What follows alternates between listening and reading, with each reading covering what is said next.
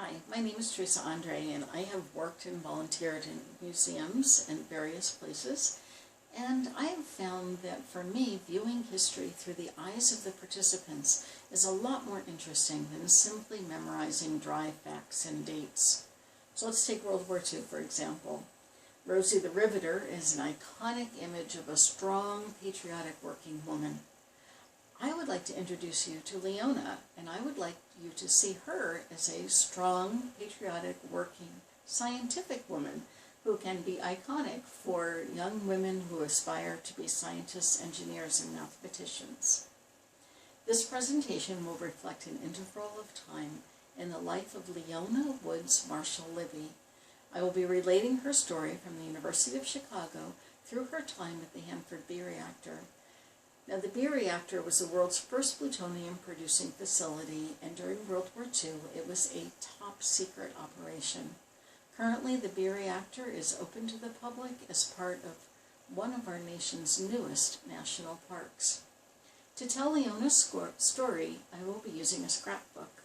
Every family has a scrapbook, and you can look through it, and it triggers memories. The pictures in there show things that are important to families.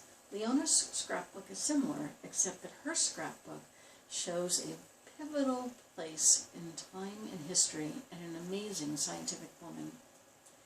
So we'll start with when Leona was 14. She graduated from high school. When she was 18, she had her bachelor's degree, and by the time she was 23, she had her PhD, in spite of one of her professors telling her, "You are a woman, you will starve." Leona had quite a long scientific career. The presentation will cover her time in Chicago and her time in Washington. In this sampler, I will zoom in a little bit on her time in Washington. Her story is also intertwined with many national issues that we are still facing today. After Chicago, after joining Enrico Fermi's team in Chicago, Leona and her then husband John, physicist John Marshall, were posted in Richland, Washington to work out at the Hanford B reactor.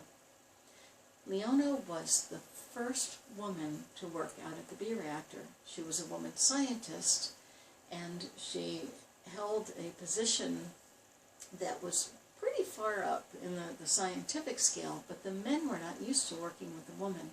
So one of the things that we will be talking about is how she managed to negotiate this of working as a woman in a research facility where she was the only one that was there.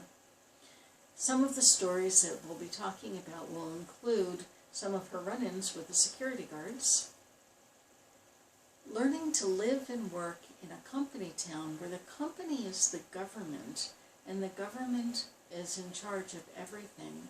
And not only that, the town is a town under constant surveillance, so whether she was at work or at home, she could assume that everything she did was monitored, and this includes telephone conversations.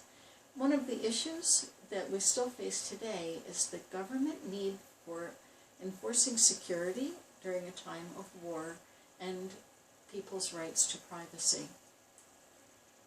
I'll also be discussing Leona's views on several of the things that happened then and are still of concern today, such as the health of the fish in the Columbia River, especially close to the Hanford Reservation, the tank wastes, the waste that was part of the production of plutonium was stored in large tanks, and we'll have Leona's opinion on that, as well as Leona's opinions on the development and use of the atomic bomb.